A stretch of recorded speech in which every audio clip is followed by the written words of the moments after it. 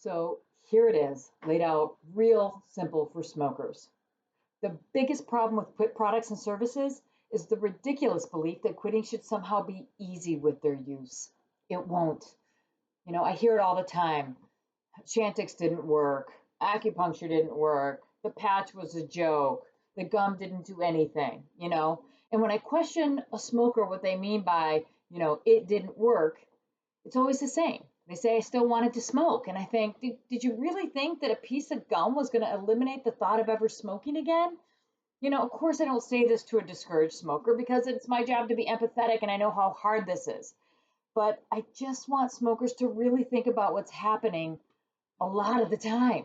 It's not that a given product or service didn't work, it's that a product or service alone didn't work, or that it didn't work yet, or that I wasn't adequately prepared for quitting with this product. Generally speaking, the products and services, especially the proven products like medications, they do exactly what they claim to do. It's impossible for them not to, actually. You can't stop Chantix or Wellbutrin from exerting their pharmacological effects once ingested, and you can't prevent your body from absorbing nicotine from the patch once it's affixed, or from the gum once it's chewed and parked. They all do what they're designed to do. But the burden of becoming a non-smoker isn't on the product or service, it's on the smoker.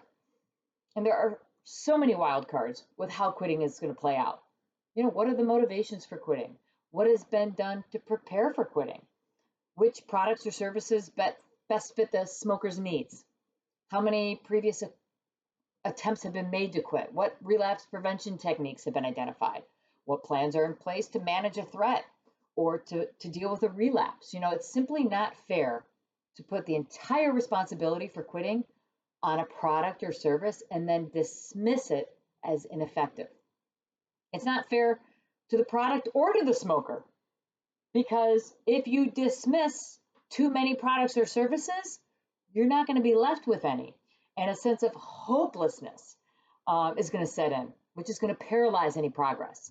It's not fair to try and shortcut recovery and use failed quit products as a scapegoat. Every quit product or service out there, traditional, alternative, proven, or otherwise, will work a lot harder for smokers once the entire burden of quitting is taken off of them. And the success rates for these products would skyrocket if smokers had to prove they were ready to quit before using them.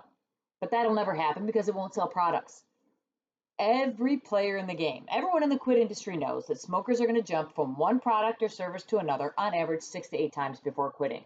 So statistically, every brand, every product, every service, is going to get a smoker's money somewhere along the way.